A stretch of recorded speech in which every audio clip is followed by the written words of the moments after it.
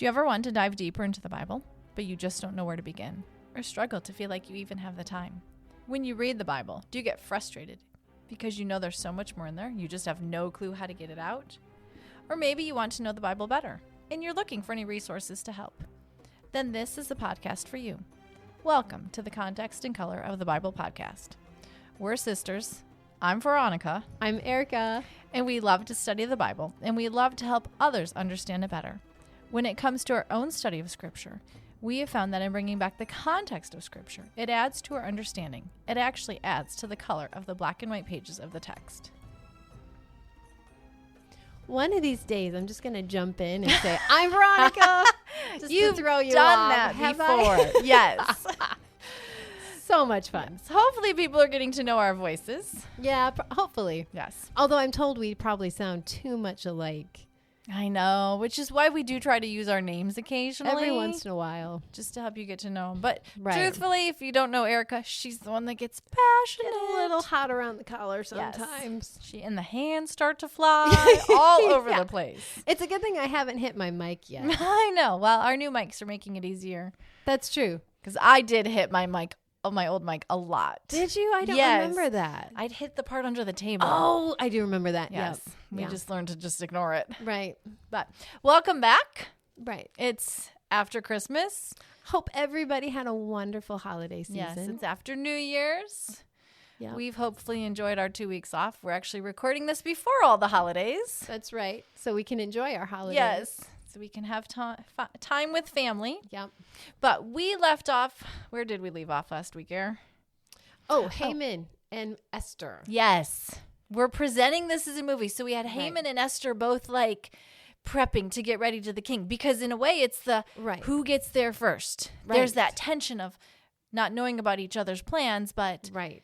never say no, Xerxes. I've Right. got to be the first one to get there. Right. And so it kind of fades from the screen of those two getting ready, and we go to the king, and he's getting ready for bed. And then we had the door close. Right. And then we see the clock ticking, and we go back into the bedroom, Veronica. Yes. And we see Xerxes wide awake. Yep. Staring at the ceiling. Flopping back and Yes. forth, trying to find that comfortable position. We've all been there. You have Yes. that night you just can't sleep. Yes. But what cracks me up about this king Yeah. is he asks for a bedtime story. But not just any bedtime story. He wants a story about himself. Yeah. Read me my favorite book. I know. Read me my favorite story. Right. You kind of get the feeling like he's in this huge bed, Yep. a king-size bed with all the trappings, Yep. the canopy, the color. Yep. He's got his little nightcap Yes, on. and he's pulled the covers up under himself. And he's like, okay, I'm ready. Uh-huh. There's somebody sitting on the side, opening the scroll, Mm-hmm. going, okay. Oh, I yay. am born. My name is Xerxes. But it's crazy, Veronica. He can have women, Yep. wine, Yep. a party. Like this man literally could do anything. Anything he wanted to put himself to sleep. But what does he choose? Let's read a story. Right. Let's read about me. Right. Because in a way you go, okay, you read a story because it lulls you to sleep. So your life is boring, Xerxes. Right. Is that what mean, you're I know all this already, so I can sleep through it. gives me happy thoughts. Right. Right. But, the coincidence, Mm-hmm. the irony, Mm-hmm. what's the one part of the story that they hit on? They go back in time to when Mordecai had saved the king's life. And I can almost picture like the king going, yep, remember that. And then there's like this abrupt pause or stop, and it's just jarring, like, and Mordecai received nothing. I mean, you almost hear like the person who's reading it going, Right. oh, we forgot we didn't finish this part of the story. Whoops.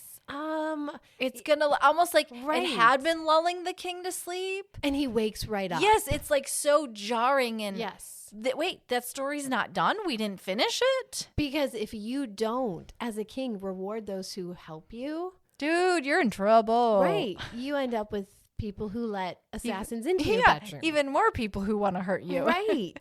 And so you get he kind of sits up and he's like, well, what happened? How Right. did I reward Mordecai? And the servants are looking at each other. We'll get back to you, King. So he's lying in bed waiting, and the servants are running around the palace trying to figure out how did they reward Mordecai. And they come back. And you see, like, you go tell him. You go tell him, you know? Yes. Nobody wants to go in and tell him. Yes. You didn't do anything, King. Sorry. And the king's horrified. Yes. So he gets up and starts pacing. Because Veronica, has this king ever done anything on his own? No. He doesn't know how to make a decision on his own at all. There's always people around telling him what to do. So he's pacing back and forth, and the servants are just kind of standing there quietly, cowering. Yes. And you go from, okay, you were having a sleepless night. Now you're really having a sleepless night. Before he was just tossing and turning in bed. And now it's like he's up and he's pacing. And you're watching the sun kind of like go from dark to early morning. And it's like, okay, you know he's been up all night and thinking about this. And before, the story had jumped quickly. Like we've jumped years in moments. But now the storyteller slows everything down and moments get stretched because this is the high point of the story. So we sit here, the pacing slows way down, and we're watching as Xerxes goes back and forth, trying to figure out what to do. And then we get a cutaway. Well, the servant and the king finally goes, okay, who's in the outer court? Right. Who can I talk to? Right. And the servant goes, oh, Haman is out there. Oh, king, great, bring him in. Well, then we jump to Haman. And what he had been doing. And and what has Haman been doing? And so what we have is Haman, he's out before the door and he's pacing back and forth and he's we get to go into his thoughts. This is finally the first time in this entire story where we get to go inside the character's thoughts. And inside we're seeing Hayden daydream. And he's kind of thinking about, okay, I'm going to tell the king I've done this and I've done this, all these things that, well, he could have honored me this way. He could have recognized me. I've done this to help him. I could have had some recognition for that because ultimately I want to go, hey, king, you owe me this honor and recognition because of all of this. And I just have one little request of you, this little tiny problem. I just need to have someone killed. Yeah, no big deal who it is. Just minor detail because, king, all these ways I've honored you. I've recognized you. Yes. I've done all this and you've never returned the favor to me. So you're having Haman in this daydream and thinking it through. And then you hear, and the king will see you now. And so Haman goes in and we, the movie watcher, the reader, know the king Xerxes wants to ask Haman, how do I reward Mordecai? Right. And Haman's going in asking for Mordecai's death. Neither one knows what the other one is about. We know what they're about. So we're curious to see, how is this going to go? Right. And the king doesn't ask. I mean, he's such a king. He doesn't ask Haman, why are you here so early in the morning? Right. What do you want from me, Haman? He immediately jumps into, how do I honor someone I really want to honor? Right. I've got this problem and I don't know how to answer it on my own. I never answer problems on my own. So, and you can see, like, it's almost like the king just keeps thinking, Mordecai, Mordecai, Mordecai, Mordecai. Right. It's almost like echoing around the room. And so he's just assuming, you know what I want, Haman's going to know who we're honoring. Right. Obviously, you can read my mind. Right. But that as that echo dies away, we get back into Haman's mind and his daydream. And it's almost like Haman's like, my daydream's coming to life. This is easier than I thought. Yes. Where we ended Haman's daydream with the king saying, how do I honor you? How do I recognize you? Yes. Haman walks in and it's like the king looks at him and goes, How do I honor someone? How do I honor someone? How do I recognize someone? And Haman just fills in the me. It's me. Of course. And you can almost see in that daydream where Haman had been practicing okay, how do I look shocked? Right. And genuine, even though I know this is totally deserving. It's all me. Okay, practice your me? Why would you? Oh, well, thank you, king. How do I do all this? So when the king just goes, how do I honor someone? How do I recognize someone? Right. Haman's just like, perfect. Right. This was exactly how I wanted this conversation to go. Right. And we can both pretend we don't know it's me. I'll play along the game, O king, but we both know it's me. Wink, wink, nod, nod. Right. So, someone you want to honor, and I'm putting someone in quotes, like, okay, O king. Well, here's what I would do in your shoes. And he asks for royal robes. Yep. In other words, robes the king himself has worn. A royal horse. In other words, a horse the king has sat on. Yep. And does he ask for a crown? I can't remember. Let the royal crown be placed crest on his head. And then a high noble be leading this person through the street saying, this is the way the king honors those he delights in. But what we sometimes miss in our modern culture is that this is essentially Haman asking to be royal. Right. To be treated on par with the king. Right. Do for me what you- everyone does right. for you. Exactly. Like nobody wore the king's clothes except Right. the king, because it was seen as an extension of who you were. And once the king sat on something, like that was it. It was the king's. Nobody else was allowed to sit on it. So for Haman to ask to have these things, Haman is almost saying like, I want your job. Right. I'm coming for you. I want to be treated just the way you're treated, like a king. If the king thought... And somehow, we haven't been able to figure it out, but somehow the king's clueless. Right, because if the king thought Haman was asking for himself, it would be like, off with your heads. Right. Because this is tantamount to treason, what Haman's asking, or rebellion. To usurping the throne. So the one way we thought of doing this is like two little thought bubbles Right. above their heads. You know, Haman's viewing himself Yep. on the horse, practicing his wave, and just everyone cheering and looking at him. And Haman's just like eating it up. And you just see all eyes are on Haman. Like he is in the spotlight. But when you switch to the king going, oh yeah, okay, you see the king kind of, yeah, I like that idea. And he's picturing it. And he's picturing the robe on Mordecai and Mordecai on the horse and Mordecai waving. But then Mordecai continually like looking back up to the palace. Right. And like, wow, king, thank you. And as everyone's looking at Mordecai, Right. then he looks up at the king, everyone else's gaze just Right. look up at the king and, Oh, wow, you're so great. what a wonderful king we have. Yes. So you have these two like thought bubbles going at the same time for the audience to see. They're not lining up. They're not on the same page. They're not in the same. They're not Yes. communicating clearly. Right. Names have not been mentioned that need to be Right. mentioned. You're both assuming things. right. But truthfully, we've all probably done that. Oh, yes. I mean, in marriages, Yes. that's an easy. yes. I can remember one time, real quick side story. We were all living at home and Dad wanted to eat on the deck. Mom wanted to eat in the house. And so Dad's out on the deck, Mom's inside, and they're both sending things. Like Mom's like, okay, go put this on the table. Well, Dad's out. No, bring it out here to the table. And we're just, the three girls are walking in circles basically as each. I don't remember that. Oh, because I looked at you and go, girls, this is why we need good communication. And it was so fun. It was funny. just funny. It was just a couple things, but it's like, Right. you two need to get on the same page. Right.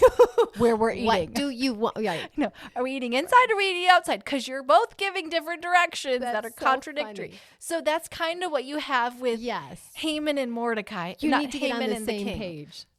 Yes. Just subtle miscommunication that leads to Big differences. You know, and you could ask, why would Haman take the chance to ask for this type of thing? Right. But when you think about it, Haman's already got wealth, Yep. honor, and prestige. He pretends he gets to almost be treated like a king if everybody's supposed to bow to him. Well, now he's just taking the next step. And the queen invited him to the dinner last Right. night and to a banquet later today. right. So I'm pretty Really? much on par with you, King. Right. So let's just make it more official. let's just what finish it up. everybody's already thinking anyways. I've already got everything else. The only thing I don't have is the crown and the throne and the Right. queen. And- yeah. So let's just go for it. And so what's so cool, though, I'm going to jump to Mordecai real quick, because Mordecai is completely clueless. He's still outside in sackcloth and ashes. Yes. Mourning. Fasting. And maybe he's sleeping, maybe he's not. Right. But Mordecai's doing nothing right now. Right. But yet in Mordecai's doing nothing, you have Haman's humiliation and ultimate despise coming down. Mordecai has to do nothing. Right. And it's just God's working it all out behind the scenes. Right.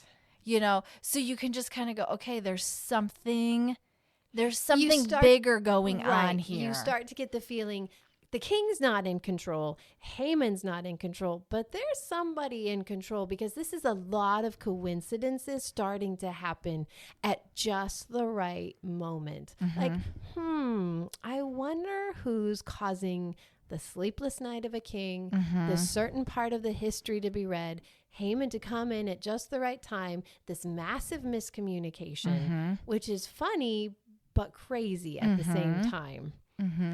And yeah, you do begin to go, this is quite interesting. Somebody seems to be in control, but it's not the king. Right. And it's not Haman. Right. That one commentary said, without even rising from slumber, Mordecai triumphs over his ruler and his oppressors.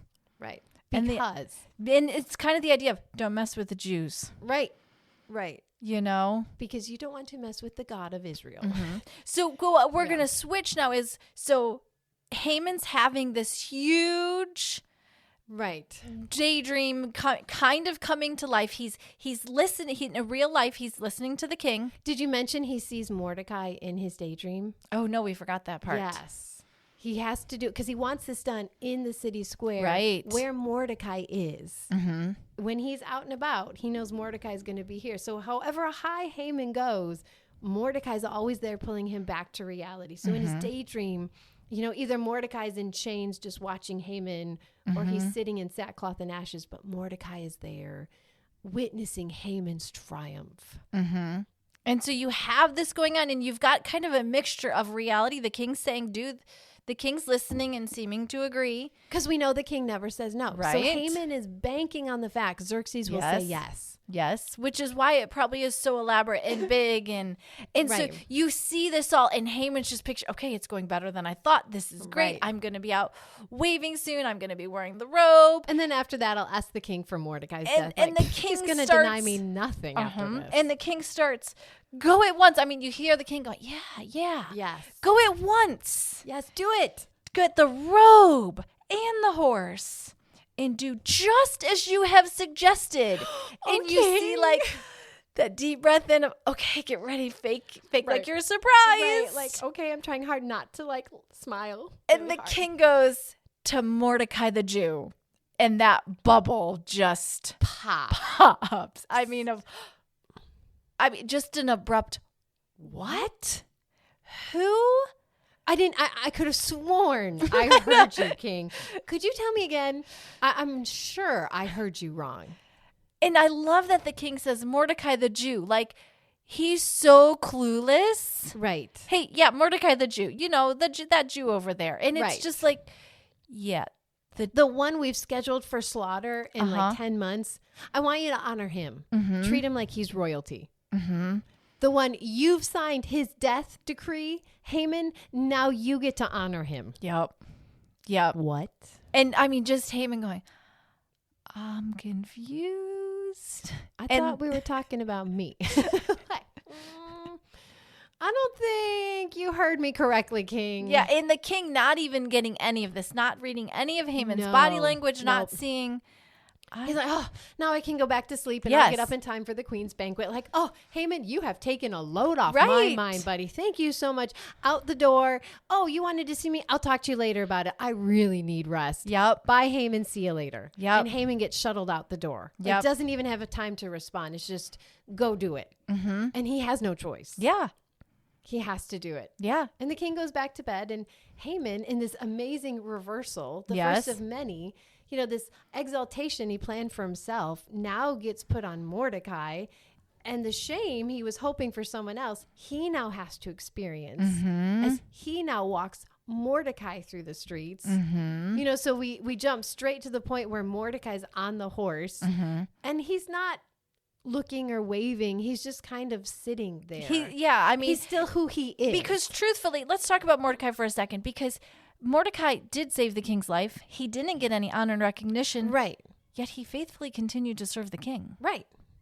And we know as soon as this happens, Mordecai goes back to the king's gate. And just sits there. Yeah. So this is not going to Mordecai's head at all. No, he's very aware this is fleeting. Mm-hmm.